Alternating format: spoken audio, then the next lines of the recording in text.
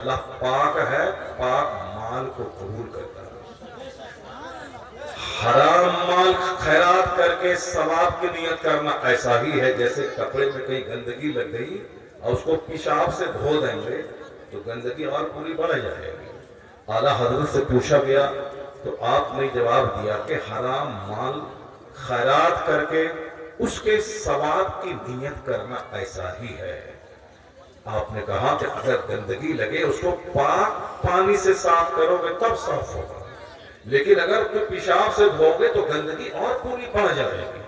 اسی طریقے سے اگر کوئی حرام مال خیرات کرتا ہے، لوگوں کو افطار کرواتا ہے، حج کرتا ہے، ہر سال رمضان میں عمرہ کو جاتا ہے، مدرسے میں چندہ دیتا ہے، تو قیامت کے دن الٹے اس پر کیس ہوگا کہ تم نے حرام خرچہ کر کے ثواب کی امید کیسے کر لیا؟ تم نے ثواب کی امید کیسے کر لیا؟ ایک حدیث کی مسلم شریف کی حدیث میں آیا ہے کہ ایک بندہ دور سے چل کر کے آتا ہے، پیٹ اس کا چپک گیا ہے بھوک کی وجہ سے، ہاتھ اٹھا کے سر پہ درد و غبار یہ دعا کرتا ہے کہ یا رب یا رب یا رب۔ دیکھنے والا یہ کہتا ہے یہ جو دعا کرے گا دعا قبول ہو جائے گی، کیونکہ اس حالت میں یہ ہے، سر پہ مٹی، پیٹ میں بھوک، آنکھیں اس کی دھسی ہوئی اور دور دراز سے چل کے آیا ہے۔ اس حالت میں کسی سے کوئی مانگے گا تو بندہ دے دے گا، اور یہ اللہ سے مانگ رہا ہے، ضرور اس کی دعا قبول ہو جائے گی۔ حضور کہتے ہیں لا لا انا یستجاب، کیسے اس کی دعا قبول ہوگی؟ مطعمہ حرام، ملبسہ حرام، مشربہ حرام، اس کے بدن کا کپڑا حرام کا، اس کے پیٹ میں جو غذا ہے وہ حرام کی ہے، اس کے بدن میں جو مشروب ہے وہ حرام کا ہے۔ انا یستجاب، کیسے اس کی دعا قبول ہوگی؟ وہ روتے روتے آنسو کی جگہ خون بہ جائے پھر بھی دعا قبول نہیں ہوگی۔ حرام پیسے سے کوئی مکہ جائے، کعبہ کے اندر گھس کے دعا کرے، دعا قبول نہیں ہوگی۔ لیکن جو حلال کماتا ہو، محنت سے پسینہ بہا کر حلال کماتا ہو، وہ اب اس پر حج فرض نہیں ہے، وہ اپنے محلے کی مسجد میں دعا کرے۔ بزرگوں نے کہا ہے جو حرام پیسے سے کعبہ میں جا کے جو دعا قبول نہیں ہوگی، وہ حلال پیسہ کھا کے اپنے محلے کی مسجد میں دعا کرے، اللہ وہ دعا قبول فرما لے گا۔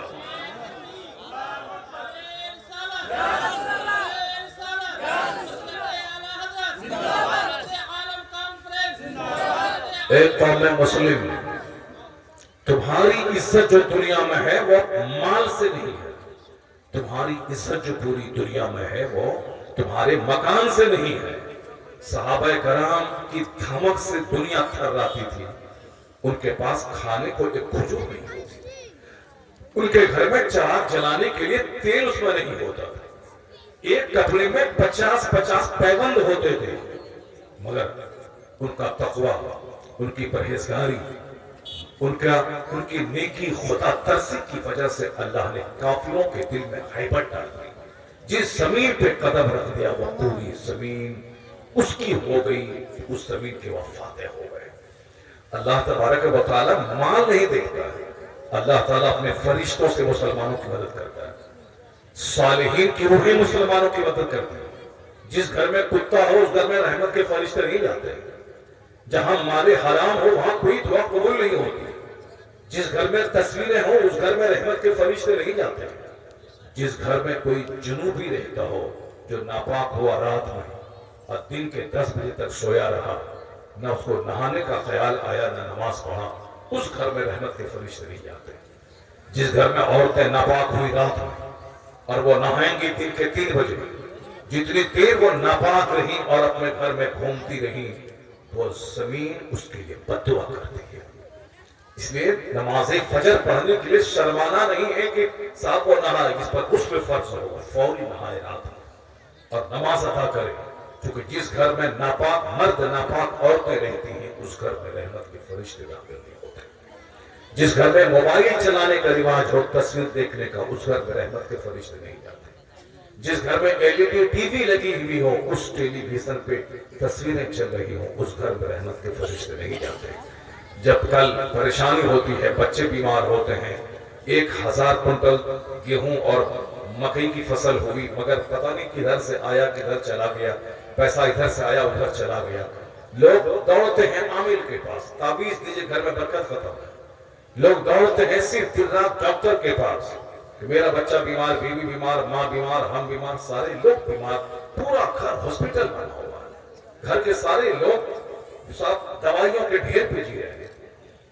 سوچنا ہوگا کہ آخر یہ مصیبتیں کیوں آئی ہیں, آخر اس قدر دولتوں کی موجودگی میں آدمی کا چہرہ کیوں سوکھا ہوا, آدمی کے چہرے کا نور کیوں ختم ہو گیا, گھر میں لڑائیاں کیوں ہو رہی ہیں, گھر میں جھگڑے کیوں ہو رہے ہیں, گھر پڑوسی کو دیکھنا نہیں چاہ رہا, بات بات پہ لڑائی, مار پیٹ, کیس مقدمہ, دنگا ہو رہا ہے. اور ڈاکٹر کے پاس بھیڑ ہے, تھانے دار کے پاس بھیڑ ہے, اور جو جاہل قسم کا عامل جو سفلی کا عمل کرتا ہے, جو گندا کام کرتا ہے, جو نماز نہیں پڑھتا ہے, اس کے پاس لوگوں کی بھیڑ لگی ہوئی.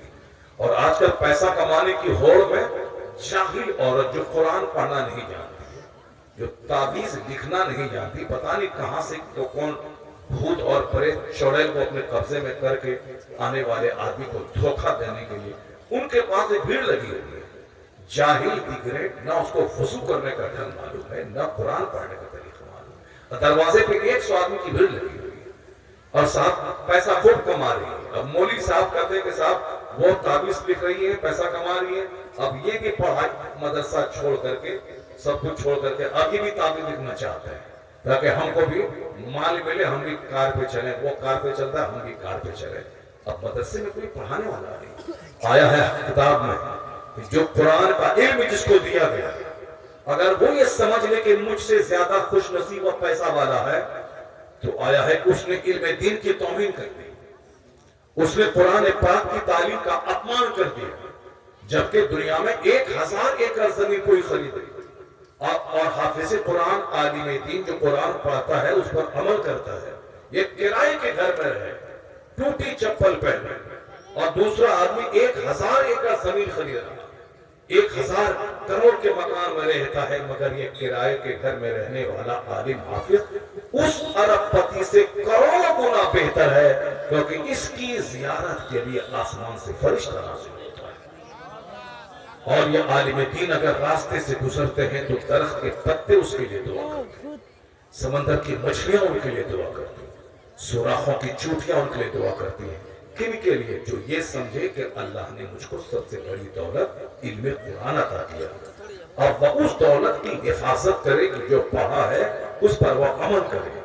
اگر اس نے یہ سمجھ لیا کہ وہ نیتا جی میرے سے زیادہ دھنوان ہے, وہ صاحب سود خور میرے سے زیادہ خوش نصیب ہے, ان کے پاس کروڑوں روپے ہے, اس مردود نے علم قرآن کی توہین کر دی. اس کو وہ عزت نہیں ملے گی. نہیں دیکھا تم نے کہ تمہارا بیٹا کلکتہ میں انجینئر بن رہا, تمہارا ایک بیٹا امریکہ میں بیرسٹر بن رہا, آپ کا ایک بیٹا بمبئی میں ڈاکٹر بن رہا, وہ تینوں بیٹا آ گیا عید میں, ڈاکٹر صاحب, بیرسٹر صاحب, انجینئر صاحب, امریکہ میں, بمبئی میں, کلکتہ میں پڑھتے ہیں, اور آپ کے پاس ہے 1000 بیگھہ زمین. آپ کے تینوں بیٹے بیرسٹر بن رہے ہیں, انجینئر, ڈاکٹر بن رہے ہیں. عید کے دن آ گئے عیدگاہ میں, اب 1 لاکھ مسلمان نیچے بیٹھا ہے, ممبر پہ کون جا کے بیٹھا ہے؟